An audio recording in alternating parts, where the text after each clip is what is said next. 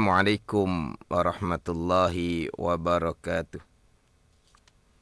Alhamdulillahi rabbil alamin. Wassalatu wassalamu ala sayyidil mursalin. Wa ala alihi wa sahbihi ajma'in. Rabbi syrah li sadri. Wa yassir li amri. Wahlul 'uqdatam min lisani yafqahu qawli. Subhanaka la ilma lana illa ma 'allamtana. Innaka antal alimul hakim. Wala hawla wala quwwata illa billahil aliyyil azim. Syukur Alhamdulillah bersua kembali kita untuk minggu ini di Manis FM dalam program Talaki Safinatun Najah menggunakan kitab Safinatun Najah. Hari ini hari Jumaat. Setiap jam 6 petang kita akan sama-sama menimba ilmu pengetahuan dalam soal agama. Kita juga sekarang ini bersiaran langsung di Facebook Mani FM dan anda semua boleh kongsikan live tersebut bersama yang lain. Dan anda juga boleh mengemukakan persoalan melalui live FB, persoalan berkait dengan tajuk pembicaraan. Anda juga boleh dengar melalui MyTV saluran 726 dan secara online di aplikasi Sweet Plus.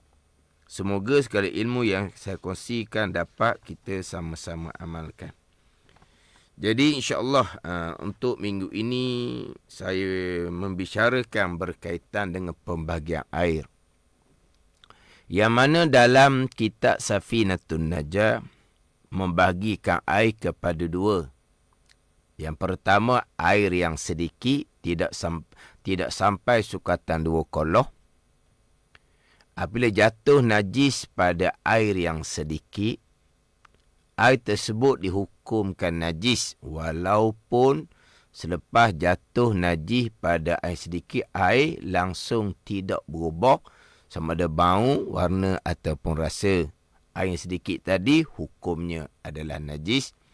Umpama air 1 baldi tiba-tiba jatuh tahi cicak ke dalamnya, tidak berubah, air 1 baldi tu banyak juga. Tapi air tersebut dihukumkan najis, kena buanglah air tu. Ataupun air tu kalau di rumah kita ada koloh, air koloh ada, koloh yang sampai sukatan 2 koloh. Sukatan 2 koloh ni sidang pendengar dalam lingkungan 230 liter. Jadi air dan baldi yang najis tadi, kita pergi bubuh dalam air koloh yang sampai sukatan 2 koloh tadi, tak ada masalah apalah. Air yang najis tadi tu, air 1 baldi tu sayang juga. Kalau nak pergi siram pokok bunga di luar, di tanah tu boleh je. Tetapi air tu nak bawa, kena bawa dengan hati-hatilah. Jangan air tu mengercik ke mana-mana sebab air tu dihukumkan najis. Tapi kalau ada koloh, bubuh dalam koloh lah. Air tu akan kembali menjadi suci. Adapun kalau air banyak yang sampai sukatan 2 koloh, jatuh najis padanya, air kekal suci lagi menyucikan. Air yang sampai sukatan 2 koloh, ketika berwuduk, kita basuh muka kita dalam koloh, kita basuh tangan sampai ke siku dalam koloh. Sebagaimana yang kita tengok koloh di masjid, koloh di surau. Koloh di masjid, koloh di surau tu banyak sangat-sangat tu. Koloh dalam bilik mandi kita buat koloh yang dia punya keluasan dia, air tu dalam lingkungan 230 liter. Jadi air koloh rumah kita yang sampai sukatan 2 koloh tadi, kita berwuduk macam berwuduk di masjid surau lah, koloh besar tu. Tak payah pakai cetong lah. Koloh yang sama boleh jatuh tahi cicak. Nampak di dasar koloh tu ada tak cicak, tapi air tu sampai sukatan 2 koloh, Kerana tak cicak tu tidak akan merobohkan air yang sampai sukatan 2 koloh.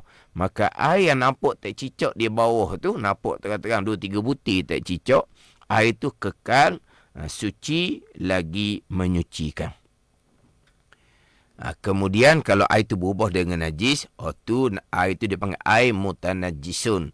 Air itu dihukumkan najis, ijma' ulama'. Kemudian minggu lepasnya, saya membicarakan berkaitan dengan air mustakmal.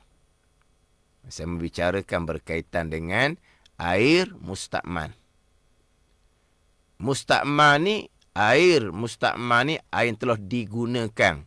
Itu dari segi lughah bahasa Arab. Kita bukan kelah lughah, kelah bahasa Arab ni. Kita kelah hukum fiqh. Kita kelah hukum syarak.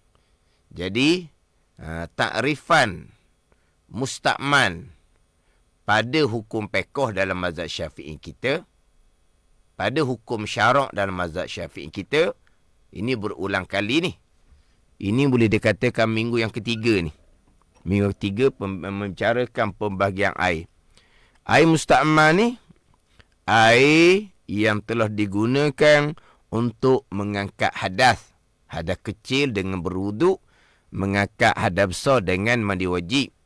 Dan juga air yang digunakan untuk membasuh najis dengan syarat-syarat dia lah. Nanti saya akan bicara kedua-duanya. Jadi, air yang digunakan untuk mengangkat hadas, air yang digunakan untuk menyucikan najis. Dua kegunaan ni sahajalah yang menyebabkan air tu jadi mustakmal. Adapun, nanti saya akan bicara, air yang digunakan untuk wuduk sunat, air digunakan untuk mandi sunat pagi Jumaat. Air yang telah digunakan tadi tidak dihukumkan mustakmal. Air itu kekal, air mutlak suci lagi menyucikan. Itu wuduk sunat, mandi sunat. Kalau mandi kerana tubuh berpeluh, kalau mandi kerana nak pergi ke masjid, kalau mandi kerana nak pergi ke tempat kerja, kalau mandi kerana nak pergi ke tempat perhimpunan orang ramai, hak tu air digunakan pun sama juga. Kekal, air mutlak suci lagi menyucikan. Kemudian, setakat masuk jari, setakat masuk tangan ke dalam air yang sedikit, setakat masuk tubuh ke dalam air sedikit, air tetap kekal, air mutlak suci lagi menyucikan, tidak jadi mustakmal. Ini saya sudah bicara minggu lepas. Minggu yang terdahulu pun sama. Masuk jari sebatang, jari 2 batang, jari 5 batang, masuk dengan langgang-langgang, masuk dengan tubuh-tubuh. Kalau bukan untuk mengambil wuduk, kalau bukan untuk mandi wajib, air tersebut kekal mutlak suci lagi menyucikan. Kemudian minggu lepas saya pergi kepada air yang digunakan untuk mengangkat hadas kecil, iaitu berwuduk. Air yang digunakan untuk mengangkat hadas kecil, iaitu berwuduk. Mengangkat hadas kecil berwuduk ni, manakah dipanggil mengangkat hadas kecil? Iaitu basuhan yang wajib. Mana basuhan yang wajib? Basuh muka kali pertama, basuhan yang wajib. Basuh tangan sampai ke siku, basuhan yang wajib. Kemudian sapu kepala. Basuh kaki, kedua belah kaki kali yang pertama, itu basuhan yang wajib. Basuh pergelangan tangan di permulaan wuduk. Basuh muka kali kedua dan ketiga, sama dengan basuh tangan dan kaki. Kali kedua, tiga, itu bukan mengangkat hadas, dan itu adalah basuhan yang sunat. Jadi, air yang digunakan untuk mengangkat hadas, basuhan yang wajib sahaja menyebabkan air tersebut dihukumkan air mustakmal. Jadi, minggu lepas saya buat contoh. Berwuduk menggunakan air 1 baldi. Air yang sedikit, tak sampai sukatan 2 koloh. Air 1 baldi. Kita kiralah kita buat masalah macam mana. Tak ada air. Tak ada air. Di tempat kita, alhamdulillah lah. Kalau di bandar-bandar contohnya, mereka duduk rumah flat. Tiba-tiba rumah flat yang tinggi itu, dia punya lift dia rosak. Kena menggunakan tangga. Kemudian airnya tiada. Cuma lori ada datang hantar air. Jadi kena angkut air daripada bawah naik kepada tingkat atas yang liftnya rosak. Faham tak ni? Ni kita boleh tengoklah dalam berita apa semua tu. Jadi macam mana ni kita nak berwuduk lagi? Kita nak berwuduk ni. Istinja lah. Kita nak berwuduk. Jadi macam mana kita nak berwuduk dalam keadaan air kepayahan? Kita menggunakan air 1 baldi untuk berwuduk. Kita menggunakan air 1 baldi untuk berwuduk. Baldi tu kita tidak menggunakan cetong. Cetong nak guna jugalah ketika membasuh kaki. Mungkinlah cetong digunakan untuk membasuh kaki. Jadi, saya tunjuk contoh ni. Pembicaraan, kita berwuduk menggunakan air 1 baldi tanpa menggunakan cetong. Kita basuh anggota wuduk ke dalam air 1 baldi. Macam mana cara nak buat supaya air 1 baldi itu kekal mutlak, tidak jadi mustakmal dan boleh berwuduk berkali-kali, berapa puluh kali pun tak tahulah. Tapi kena pandai cara buat. Yang menyebabkan air mustakmal dalam baldi, air yang sedikit itu, air digunakan untuk mengangkat hadas kecil, iaitu basuhan kali yang pertama, yang mana yang wajib kita mengangkat hadas hanyalah 4 anggota. Muka, 2 tangan sampai ke siku, kemudian kepala, kemudian kaki sampai ke buku lali. 4 anggota ni sahaja yang wajib kita mengangkat hadas kecil. 4 anggota ni sahaja. Yang pertama tu dipanggil basuhan yang wajib ataupun sapu yang wajib. Jadi kita mulai daripada permulaan. Air 1 baldi, kita disunatkan memulai dengan basuh pergelangan tangan. Yang mana pergelangan tangan kita tidak ada najis. Tapi pergelangan tangan kita itu berabuk gitulah. Tapi bukan najis. Dia pun masuk dalam tangan, dalam baldi tadi, basuh pergelangan tangan. Dengan baca bismillah apa semualah. Saya nak fokus pada cara berwuduk tu sahaja. Nanti bab bismillah ke macam mana sunat wuduk, kita akan bicara pada tajuk wuduk. Jadi basuh pergelangan tangan di dalam baldi tu. Tak ada apa-apa. Sebab basuh pergelangan tangan bukan keadaan kecil. Dan ianya bukan basuhan wajib. Kita basuh pergelangan tangan kita dalam baldi tanpa menggunakan cetong, gayung. Tak ada apa masalah. Sebab basuh pergelangan tangan bukan keadaan kecil dan ianya hanyalah basuhan sunat saja. Kemudian kita pun genggam air untuk kita berkomor. Kita pun masuk tangan dalam baldi. Kita pun genggam air, kita cekok air. Kita pun berkomor-komor. Lepas berkomor-komor tu kita ludah di luar lah. Selesai kita berkomor-komor, ni ringkas ni, kita pun nak pergi kepada membasuh muka. Mukalah anggota yang pertama yang wajib diangkat hadas kecil dan ianya adalah basuhan yang wajib. Jadi dia pun ambil tangan dia masuk dalam baldi. Pandai ni, dia pun cekok air. Cetong tak pakai ni. Pakai cetong, banyak air tu digunakan. Pakai gayung, banyak air tu digunakan. Jadi pun pakai 12 tangan. Dia pun basuh muka dia pertama serta berniat wuduk. Dia basuh kali pertama. Kalau dia basuh dalam baldi tu juga. Dia basuh dalam baldi tu sama ada dia cekok air. Ataupun dia masukkan muka dia dalam baldi.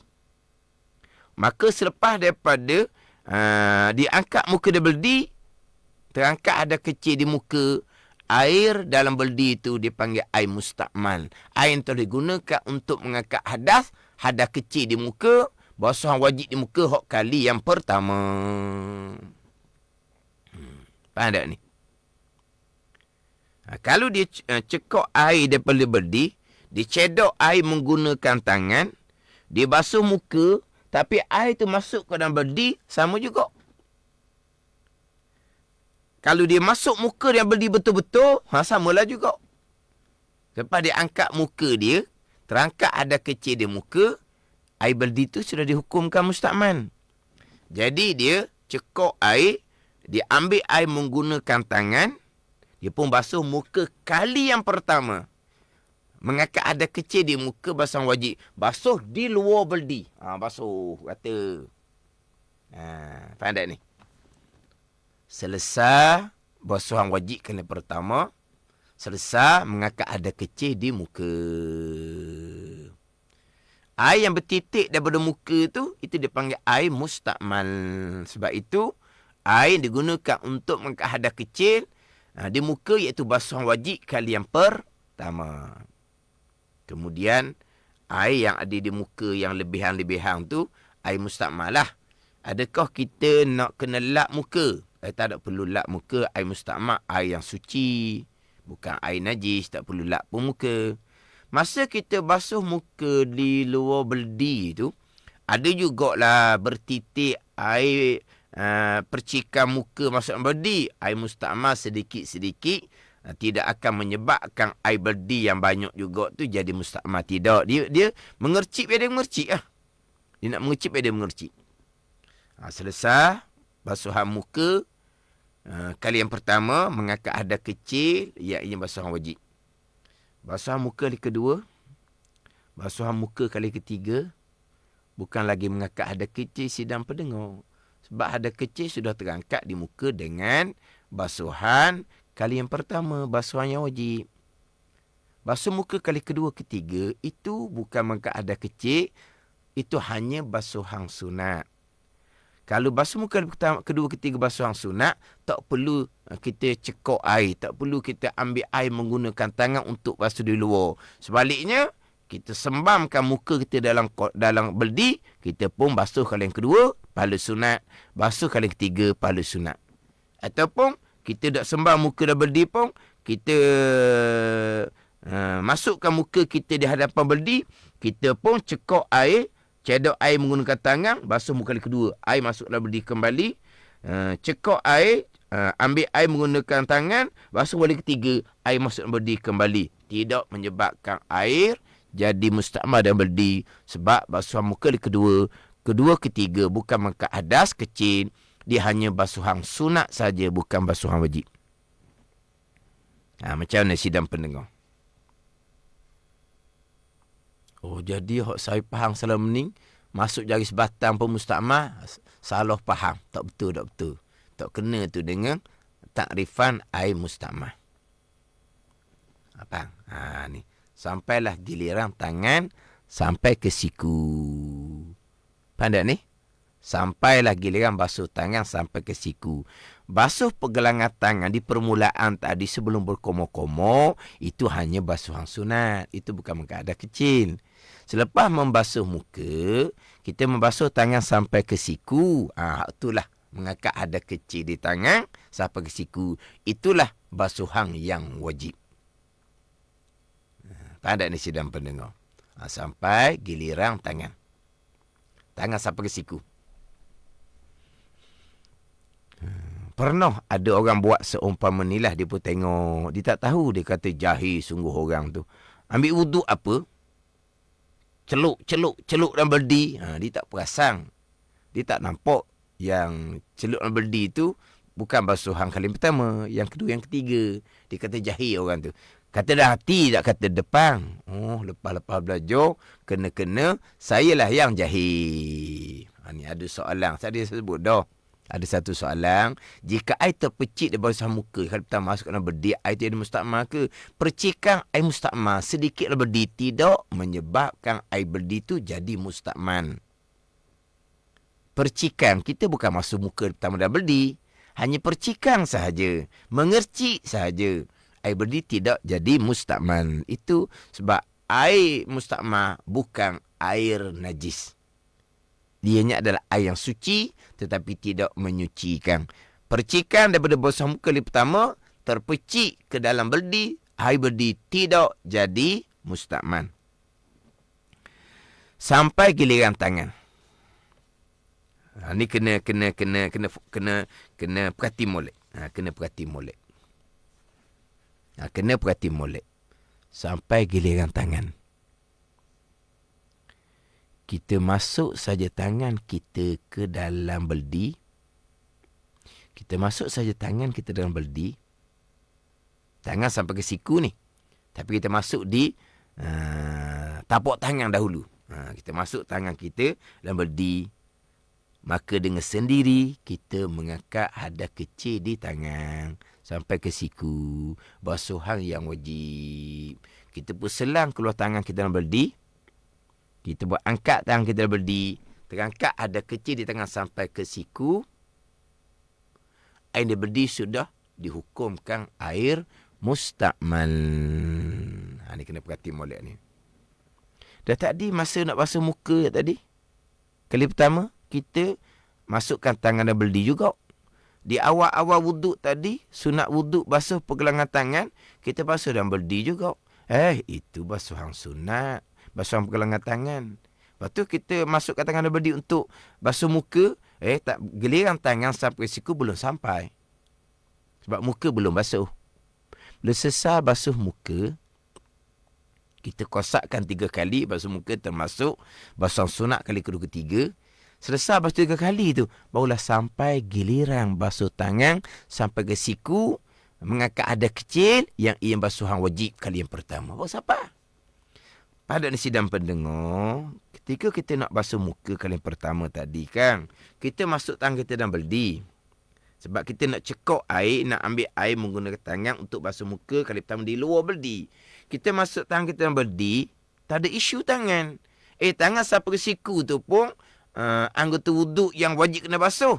Muka tak basuh lagi, tak ada timbullah tangan wajib basuh ke tak wajib basuh. Sebab muka belum kita selesaikan. Sekarang kita sudah selesai membasuh muka. Kali pertama mengangkat hadas kecil, basuhan wajib. Kali kedua ketiga bukan lagi mengangkat hadas kecil, ini basuhan sunat. Selesai muka, barulah sampai giliran tangan sampai ke siku. Bila kita masuk tangan saja beldi dengan sendiri, itulah dianya mengangkat hadas kecil di tangan. Faham tak ni?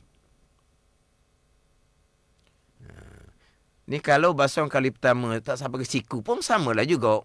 Sampai di separuh tangan, terangkat hadas kecil di tangan sampai ke tengah lengan tu, kita keluar daripada beldi. Air beldi pun jadi mustakmal juga. Sebab kita mengangkat hadas kecil sebagai di tangan kita, walaupun tak sampai siku pun.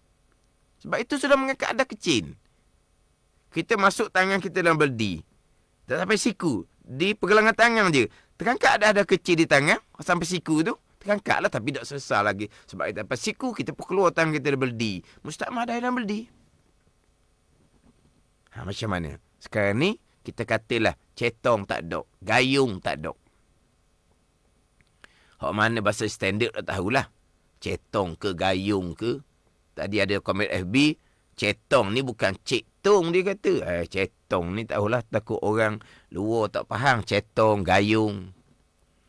Kalau faham gayung, cetong tak faham. Cetong ni orang Terengganu. Orang luar kena ingatlah. Orang Terengganu, gayung dipanggil, cetong dipanggil. Gayung jarang-jarang orang Terengganu sebut. Orang Terengganu banyak sebut cetong. Gayung ni mungkin orang Terengganu sebut. Jadi sekarang ni, selesai basuh muka. Sampai giliran tangan. Kita, cetong ataupun gayung tak ada.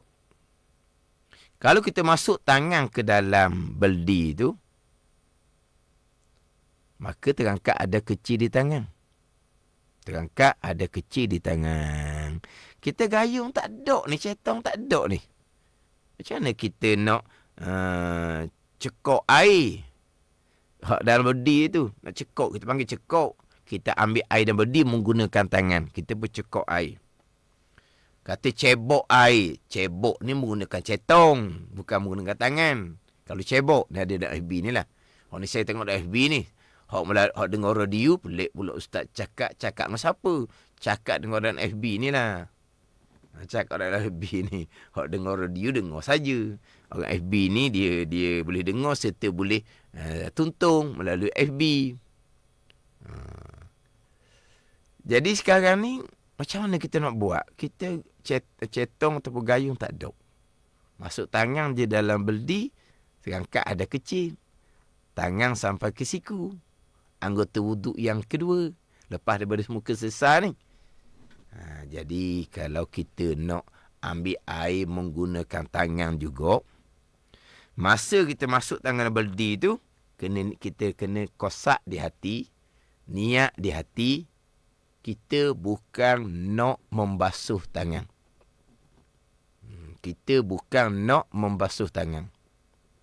Kita hanya nak ambil air daripada beldi untuk basuh tangan sampai ke siku di luar beldi. Sekarang gini.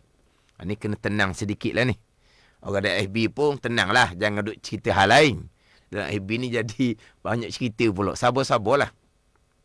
Fokus pada pengajaran. Kalau kita faham dah, alhamdulillah. Tapi fokus juga pada pengajaran. Sekarang, sesar basuh muka 3 kali. Kita nak ambil air dan beldi untuk basuh tangan sampai ke siku di luar beldi. Tapi sekarang ni cetong atau bergayungnya tidak ada.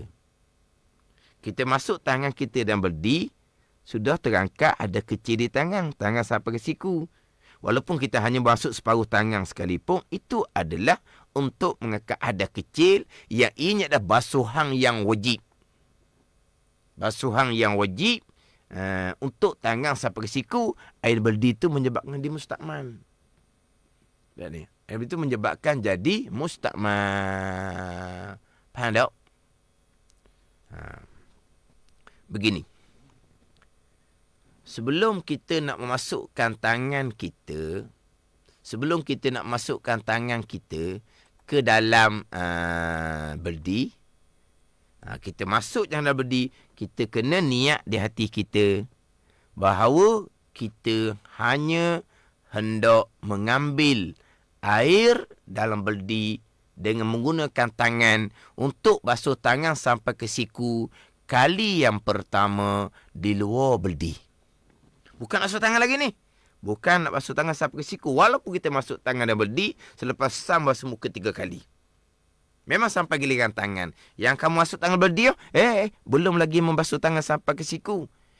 Yang masuk tangan beldi ni kerana nak ambil air dan beldi untuk basuh tangan sampai ke siku. Kalau yang pertama sebelah kanan ni di luar beldi. Ni disebut sebagai masuk tangan ke dalam beldi. Masuk tangan dalam beldi, niat gayung. Selepas selesai basuh 3 kali, sampai giliran tangan, masuk tangan dalam beldi dengan niat gayung.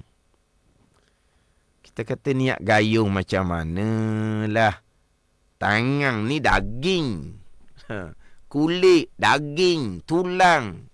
Nak niat gayung macam mana? Aku jadikan tangan aku gayung. Saja aku jadikan tangan aku gayung. Allah, payah pula nak niat. Jadi gini. Niat gayung dengan maksud, niat di hati kitanya. Pang ni sedang berdengar niat ni. Jangan payah pula niat ni.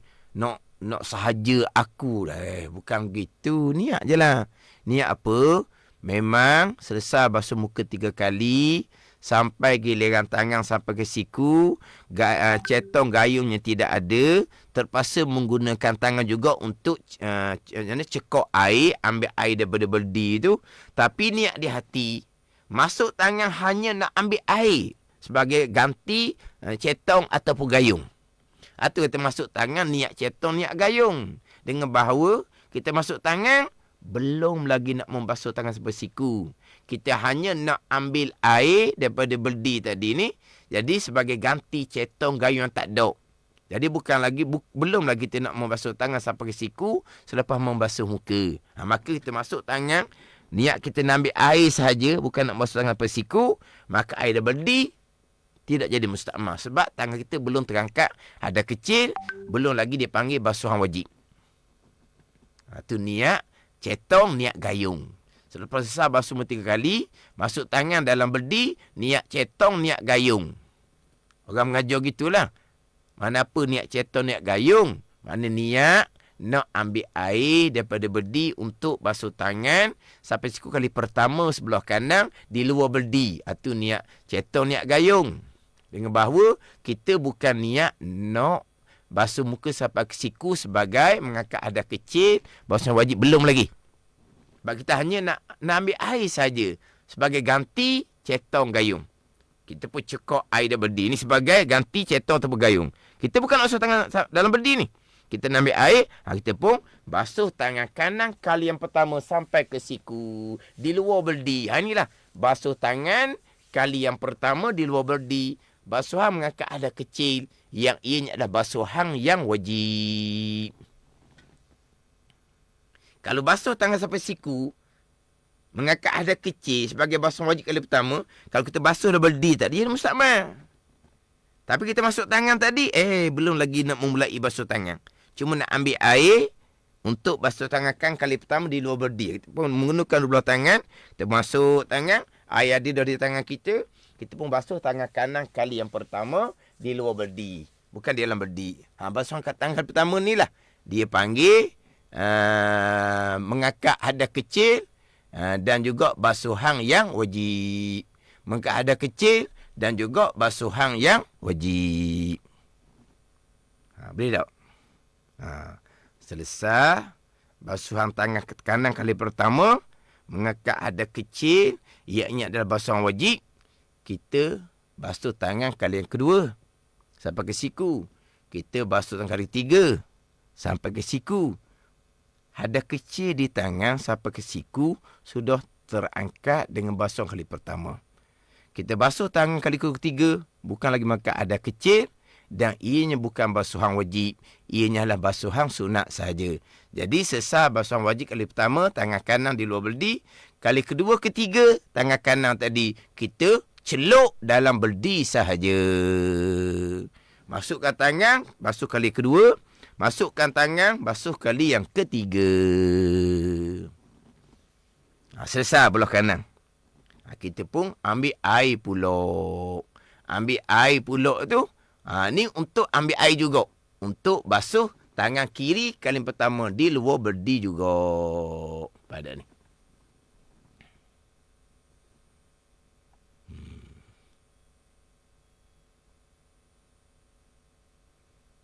Ni siapa tak faham soalan ni dalam FB ni lah.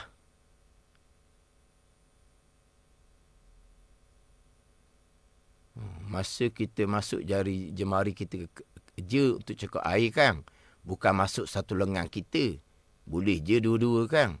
Kita nak cekok air bukan nak basuh sampai ke lengan. Kita nak cekok air sahaja. Kemudian ada satu soalan, jika kita saja guna air berdi untuk berwuduk macam tadilah, sedangkan air sentiasa ada, tak ada masalah pun ustaz, boleh ke ustaz? Buat-buat je lah, sebab air tu tidak akan jadi mustakmal. Itu atas kita lah. Saya nak cerita di sini, syaratnya air tak ada. Tak ada. Saya buat contoh, kalau air tak ada, nak jimat air buat cara tu. Kalau air banyak, nak buat macam tu juga, buat je lah. Cuma nak cerita di sini, kita nak buat macam mana nak pastikan air dan berdi tu kekal mutlak, tak jadi mustakmal. Jadi kita pun ambil air kali kedua pula untuk sebagai ambil air bukan nak basuh tangan kiri, bukan. Kita pun ambil air, kita pun basuh tangan kiri kali pertama di luar berdi. Sesak. Jadi kita pun nak basuh tangan kali kedua, ketiga tangan kiri. Itu bukan mengangkat hadas kecil dan ini adalah basuhan sunat. Kali kedua, ketiga basuhan tangan kiri ni kita celuk dalam berdi sahaja. Faham tak ni? Ni ada kata boleh amal tekoh-tekoh tak ada air. Boleh amal semua. Nak amal pun tak syarat tekoh-tekoh tak ada air. Cuma saya buat contoh kalau tak ada air. Ada air banyak pun boleh buat je nak buat pun.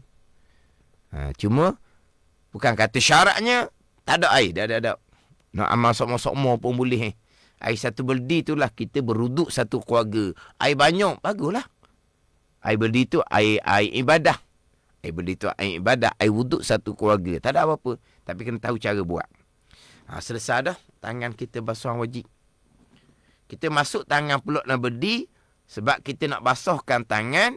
Kita nak sapu kepala. Kita masuk tangan pulak tu macam mana? Tangan sudah terangkat ada kecil. Masuk tangan sampai ke siku pun tak apa dah. Beres dah. Terangkat tangan ada kecil daripada tangan bersiku. Beres dah tangan kanan kiri. Kita pun masuk tangan, kita basuhkan tangan, kita pun sapu kepala. Kemudian kita nak basuh kaki. Basuh kaki tu nak macam mana? Nak pakai cekok air dan berdi juga. Cedok air dan berdi menggunakan tangan juga. Untuk basuh kaki. Memanglah kita basuh kaki ni bukan basuhan pertama. Di luar berdi. Basuhan kedua ketiga pun kita akan basuh di luar berdi. Faham tak ni? Atau atas kita lah. Kaki kita. Air berdi kita tu kok. Kalau dia kata dia cekok air dan berdi. Dia basuh kaki kali pertama memang di luar berdi. Dia basuh kali pertama di luar berdi kaki dia. Rata dah. Kaki sampai ke dua buku lali. Celah-celah jari kaki pun rata dah. Selesai basuhan kaki kali pertama. Mengangkat ada kecil di kaki. Kaki kanan.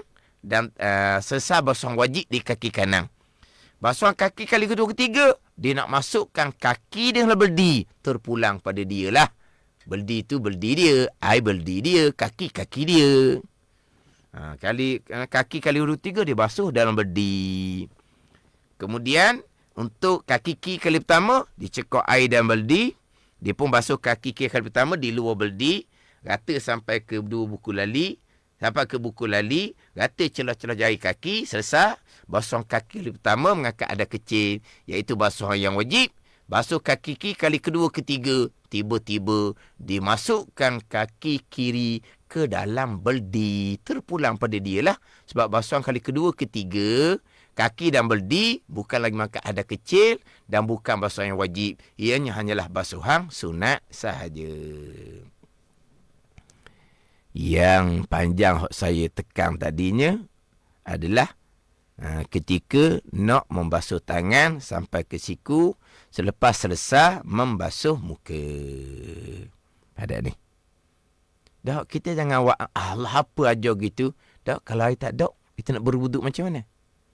Kalau kita buat seumpama tu, bukan masalah kata air tak ada boleh amal, nak amal semua pun boleh. Kalau kata air tak ada, saya contoh tadi kan, duduk mau flat, lih rosak, kita nak ambil air banyak mana untuk berwuduk 5 orang ahli keluarga kita? Ada nak makan lagi, nak istinjak lagi, banyak perkara lagi. Jadi air satu berdi tu, banyak mana je digunakan untuk sekali-sekali berwuduk. Air satu berdi tu, berapa kali boleh berwuduk untuk 5-6 orang ahli keluarga. Tapi tahu cara lah. Tahu cara molek. Faham tak ni? Jangan pula kita pandang. Kita tak minat belajar cara bermazhab Syafi'i ni. Tu terpulang pada masing-masing. Faham tak ni? Ni ada tanya lagi ni. Bila sapu kepala dan basuh kaki pertama, tangan tu tak payah niat gayung ke Ustaz? Tangan sampai ke siku sudah terangkat ada kecil. Selesai dah basuh tangan 3 kali. Tangan sudah selesai, terangkat ada kecil. Masuk tangan untuk basuh tangan untuk sapu kepala. Tak ini apa-apa dah. Masuk tangan dalam berdi untuk ambil air basuh kaki kali pertama. Tak ada perlu niat cetong-cetong dah. Sebab tangan sudah terangkat ada kecil. Itu kata kena fokus pada pengajaran. Jangan kita banyak sangat nak komedi FB. Akhirnya kita terlepas untuk memahami satu-satu pembicaraan. Itu kena. Sebab saya sebut dah tadi kan. Selesai basuh tangan 3 kali. Tangan sudah terangkat ada kecil. Kita masukkan tangan untuk basuhkan tangan. Tapak tangan itu untuk sapu kepala. Tak ini apa-apa dah sebab tangan sudah terangkat ada kecil. Yang persoalan tadi sama dengan kita masukkan tangan untuk ambil air. Kerana nak basuh muka, sama juga. Kita masuk tangan dalam berdi untuk ambil air untuk basuh muka. Tangan kita perlu niat gayung ke dok? Kenapa? Tangan sampai siku, anggota wuduk yang wajib dia basuh. Muka tak basuh lagi. Tak ada timbul lah tangan. Pada ni, ambil masuk tangan berdi, kita kena basuh muka tu. Yang timbul tangan ni, selesai basuh muka. Kalau dia niat nak basuh 3 kali lah. Kalau niat mungkin nak basuh sekali saja yang wajib. Sampai giliran tangan dah tu. Dan sekarang ni, jadi kita ni sudah di penghujung ni.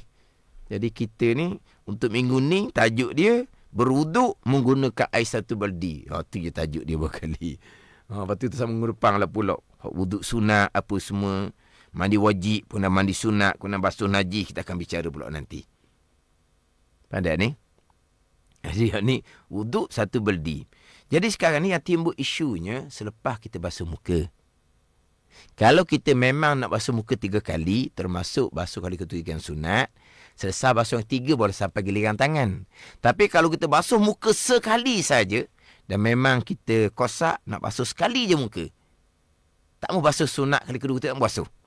Basuh sekali je. Bila dia niat di hati nak basuh sekali je, dia masuk tangan, dia pun basuh muka di luar berdi. Kali pertama, niat saja aku main wuduk kerana Allah, selesai. Dah nak basuh sekali je. Tak mau basuh yang sunat kali kedua, ketiga. Sampai giliran tangan. Sampai giliran tangan dah. Basuh muka sekali je. Dah dia, sekali je wajibnya. Sekali je mengangkat ada kecil. Dia tak mau meniga, tak mau basuh muka kedua, hak sunat. Dia tak mau basuh muka ketiga, hak sunat. Maka sudah sampai giliran tangan. Sampai ke siku. Dia nak masuk air, masuk tangan dah berdi tu. Niat di hati dia, bukan nak basuh tangan sampai ke siku, belum. Hanya nak ambil air untuk basuh tangan ke siku. Kerana di luar berdi untuk basuhan kali yang pertama, iaitu mengangkat ada kecil di tangan sampai ke siku. Ini adalah basuhan yang wajib. Jadi, hak tu yang nak kena tu sikit lah. Sampai kita satu selok ni. Sama saya sebut tadi, saya ulang sekali lagi. Ini pembicaraan hukum fiqh dalam mazhab Syafi'i. Masalah tidak ada air mustakman. Kita bicara fiqh dalam mazhab Syafi'i. Menyusahkan? Tidak ada menyusahkan. Menyusahkan ni kalau orang yang tak biasa belajar. Bagi orang biasa belajar, susah apa?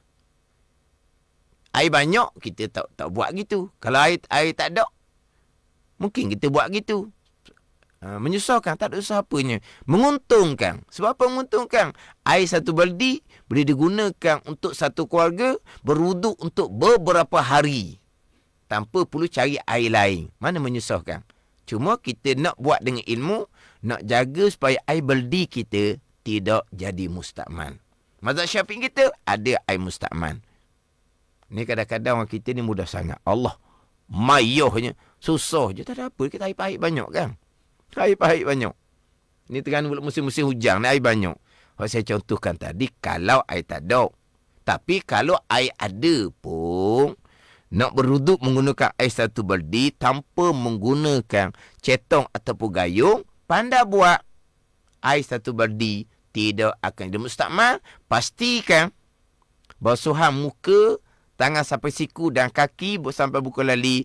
Kali pertama, basuh di luar beldi. Sapu kepala saya tak sebut lah. Sebab sapu kepala ni hanya selam tangan dan beldi.